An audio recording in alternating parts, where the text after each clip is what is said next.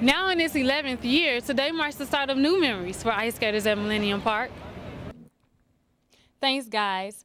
Every Monday morning between the hours of 10 a.m. and 12 noon, preschoolers and their caregivers engage in fun and interactive activities at the Garfield Park Conservatory. Thanks, Caslin and Mary Jo. Just down the street from us on the Mag Mall is the fabulous ice skating rink at Millennium Park. It's the perfect place for family and friends to get cold weather exercise and have a good time too. I was there opening day and it was wonderful. The Bears really fell apart Sunday. Once again, defense showed up, offense painful to watch. This is the play that made the difference. Seconds before the half, Paco threw a 38-yard Hail Mary. Urlacher tried to bat the ball and Conte made a failed attempt to assist him, only to knock the ball right into McCluster's hand for the touchdown. Bears tried to do the same thing at the end of the game when Caleb Haney threw a Hail Mary, but fate did not land in their favor. The Chiefs embarrassed the Bears 10-3. Next week, Tim Tebow and the Broncos. Thanks, guys. Chances are you or someone you know suffers from diabetes. Supporters gathered a few weeks ago at Soldier Field to walk for loved ones and even themselves. According to them, the weather was beautiful and couldn't be more perfect. Over the years, diabetes has affected many people in different ways, and one supporter has devoted a lot of her time to help with the organization, now known as Step Out, Walk to Stop Diabetes. My dad actually has type 1 diabetes and he's had it for over 35 years now. And so just growing up with him, I mean, I was always around diabetes, as well as my grandfather and my uncles have type 2 diabetes, so I was always around it. Word for this cause has obviously spread because the amount of walkers nearly doubled compared to just last year. Actually, this year has been great. We moved over into this section of Soldier Field, and because we do have more walkers this year, I believe we're expecting about 2,500 people. So it's up almost 1,000 people from last year. Many walkers signed up in support of one or many of their family members and wanted to bring awareness. My mom's a diabetic. She had like 3 strokes already, so you know, it's yeah, I do it for my mom. That's pretty much it. I was borderline, but I cut that out real quick. My aunt has diabetes. My uncle has diabetes, so I have diabetes running in the family. So this is an important walk.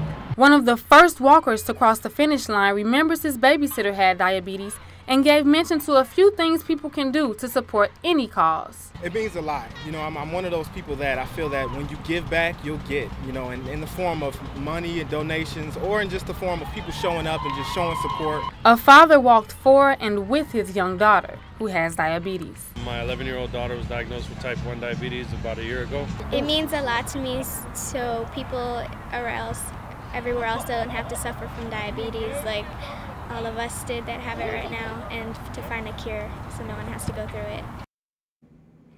Walkers marched 3.2 miles for this particular event. If you are interested in finding any upcoming walks near you or simply want to make a donation, visit stepout.diabetes.org. Back to you guys. A dramatic rescue in Los Angeles. Strangers rushed to rescue 3 people pinned under a truck. Here you can see raw footage of the wrecked truck on its roof. Bystanders worked together to lift the truck and pull one of the women out. Okay, admit it. You had 2 screens up yesterday, work and Cyber Monday deals. The biggest online shopping day was a hit. Research has found online spending to be up 33% this year. Cyber Monday is expected to have generated a record $1.2 billion. Normally, sports is one thing that an art school wouldn't focus on, but athletes do exist at Columbia. Caslin Hatch has more. Hey, Caslin. And real quick, Forte wasn't the only player to suffer an injury in Sunday's game. The Chiefs' Kyle Orton hurt his right index finger. The Packers remain perfect, 12-0. The Colts still winless. In the NBA, Orlando's Dwight Howard may be headed to the Lakers. That's bad news for the Bulls. They play the Lakers Christmas Day. The beautiful child-friendly garden would probably be deserted if it were not for the children's program. We try to do programs that are geared for the younger kids to take advantage of this space in the children's garden, because when we don't have programming, it's kind of a lonely place. Whether it's finding the program on accident, I think a friend and I just stumbled upon it one Monday. We decided to come to the conservatory, and we were happy to find that there was this great children's program, and I've been coming pretty regularly ever since. Or simply visiting Garfield Park and seeing a flyer. We'd come here before and seen it posted, and so we've used this facility before and just knew they did children's programs. The conservatory is a favorite pastime for many. One mother always brings her daughter to the program. It's just one of our favorite places to come, and so we just happened to come one Monday and saw what was going on, and we keep coming now all the time. A father is here for the first time with his son and remembers his 5-year-old daughter's experience. She used to love coming here and making little projects and then showing them off to us at home. So we still have some up displayed things she made. So yeah, she really liked it. The amount of parents attending weekly changes depending on the season. In the summer is our low season, and we usually get maybe 5 to 10 parents around. In the winter is our busiest because it's cold out, and then here it's nice and warm and green. We'll get about anywhere from like 30 to 50 parents.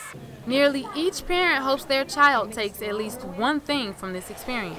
Oh, I think just the appreciation of the nature. Just that staying part of nature is really important. A love of plants, a love of nature. I hope it makes them more curious about looking under things and digging and exploring nature.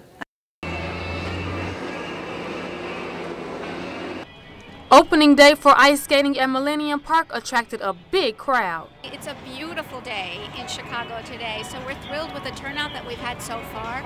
The ice rink opened at noon today, and there were people lined up to get out on the ice. Many are ice skating for the first time. This is my first time ice skating. I've only been ice skating for about an hour right now. I've fallen, I think, 4 times. It's been a while for some ice skaters, but learning again isn't a problem. I used to ice skate a little bit when I was a little kid, but I haven't done it in a really long time, so I'm kind of relearning, kind of trying to figure it all back out, I guess you could say. Some feel this isn't the best place to perfect those skating skills. It's not the best place to learn because there are a lot of new people who are just learning to skate here, so they fall a lot, and oftentimes it gets in the way as a conflict. Skating at Millennium Park brings out those holiday feelings. I feel like the holidays are already here because the ice is here and they've got Christmas music playing and the downtown is decorated for the holidays. It just looks, it's so beautiful. The city is just so beautiful this time of year, and having the ice skating rink just definitely, makes the picture so perfect.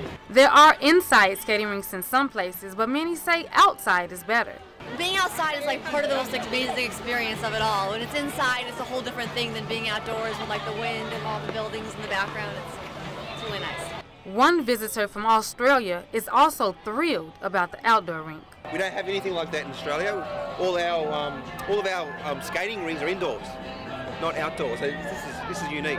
For those of you wanting to know how gliding over the ice feels, it feels amazing. I feel like I'm walking on the moon.